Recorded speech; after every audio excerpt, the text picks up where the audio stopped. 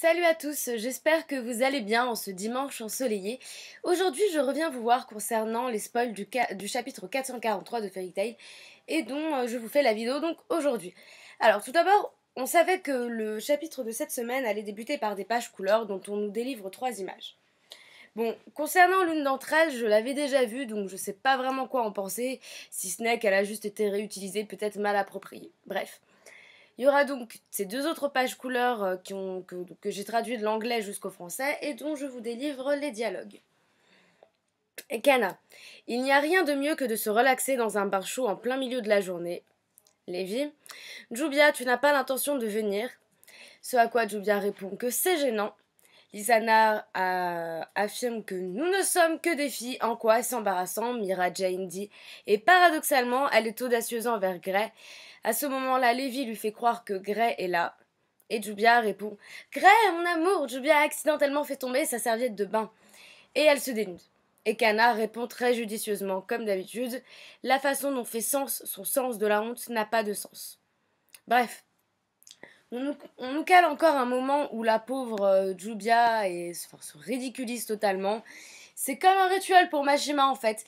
Bon, on revoit la team B, donc ça c'est plutôt cool. Donc finalement on passe après du côté du bain des mecs. Donc il est fait mention de Blue Pegasus, comme quoi Ichiya serait présent et se battrait avec Elfman, et qui par accident trébucherait sur Gajil, faisant que ce dernier entrerait donc dans le combat. Alors, ce dernier, donc Gajil, va casser la barrière tant il est fort et va tomber par accident, ou bien par abus de fanservice, sur la poitrine de Lévi. Bon, entre nous, pourquoi pas c'est vrai que toutes les filles de Fairy Tail ont eu leur petit moment de fanservice, mais pas Lévi, alors Mashima se devait de combler cette injustice, bien évidemment. Mais enfin bon, je me demande quand même, je ne demande qu'à voir en fait tout simplement, mais j'espère juste que Gajil se ridiculisera pas et perdra en crédibilité, parce qu'avec le personnage du Luxus, c'est encore l'un des rares personnages masculins de Fairy Tail qui tenait la route. Bref, donc il est possible que Luxus, qu'il recherche donc la team B, soit du côté de Blue Pegasus, mais entre nous, je ne vois vraiment pas ce qu'il ferait là-bas. Ensuite, on passe à la team A. Donc, rappelons-le, Natsu était en plein pseudo-combat avec Marin Holo, devant lequel il galérait. Et là, il semble à sa merci. Et Brandish a l'air dérangé parce que le magasin de glace a été détruit. Alors, concernant Brandish, elle semble avoir une personnalité limite bipolaire. Vous savez, le genre qui ne se soucie que d'un magasin de glace, puis elle va te dire un truc sérieux la seconde d'après. Enfin, voilà. Le genre de personnage complètement dérangé. Et si c'est ça, j'aime d'ores et déjà sa personnalité. Je ne demande qu'à en voir plus. Natsu, de son côté, semble galérer face à un ennemi, mais au final, ça paraît même plus logique. Bah, vraiment plus. Parce que les rapports de force dans Fairy Tail ont été totalement réduits à néant. Mais bon, Mashima semble quand même suivre l'avis de ses fans dans un certain sens. Mais c'est pas si mal. Même si beaucoup d'entre nous souhaitent qu'il relance correctement son manga, parce que ces derniers temps il battait de l'aile, là les rapports de force se retrouvent tellement réduits à zéro qu'on ne sait pas si au final c'est logique que Natsu galère ou non face à Marin Holo. Enfin bon. En tout cas, Natsu demande à ce que Erza et Lucy soient relâchés, Brandish l'ordonne à Marin Holo, mais ce dernier ne veut pas et dénie son ordre. Fou de rage, il va élever l'île comme une sorte de grande colonne, et Brandish va avouer que cette mission n'a aucun sens et qu'elle déteste les choses qui lui causent des problèmes.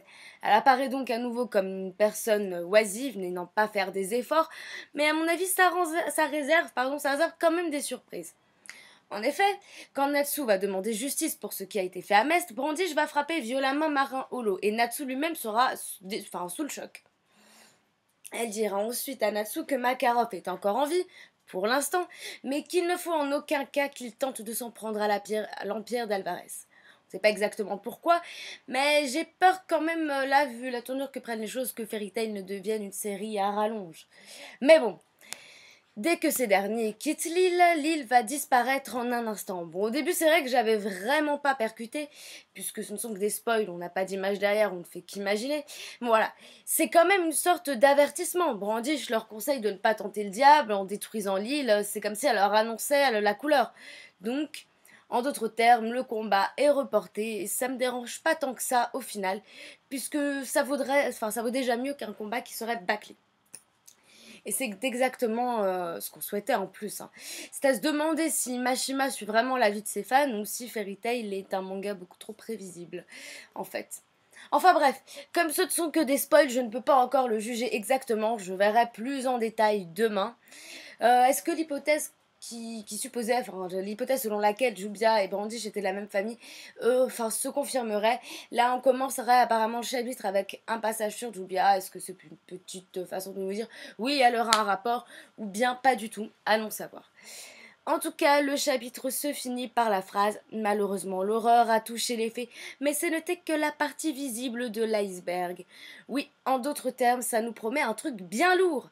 Mais est-ce que Mashima va réellement tenir sa promesse? Enfin, de dire cette phrase renvoie carrément à l'avertissement de Brandish et certains la considèrent d'ores et déjà comme une espionne selon ce que j'ai vu sur certains forums. Alors, Brandish espionne ou pas, lien ou pas avec Jubia, que pensez-vous de ces spoils? Honnêtement, tout ce que je peux vous dire, c'est que le prochain chapitre se nomme l'Empereur Spriggan. Donc on verra sûrement le leader des Spriggan. Et en attendant demain, la sortie de la vidéo que je vous ferai sur ce chapitre. Je vous laisse donc là-dessus, à cogiter. Est-ce que ces spoils nous promettent une bonne suite pour le manga? Ou bien est-ce qu'on va lamentablement se cracher? Est-ce une bonne chose que le combat soit reporté à plus tard? Moi je trouve que oui, et on sait que de toute manière ça ne va pas être trop long non plus, puisque l'empereur Spriggan est le nom du prochain chapitre, le 444.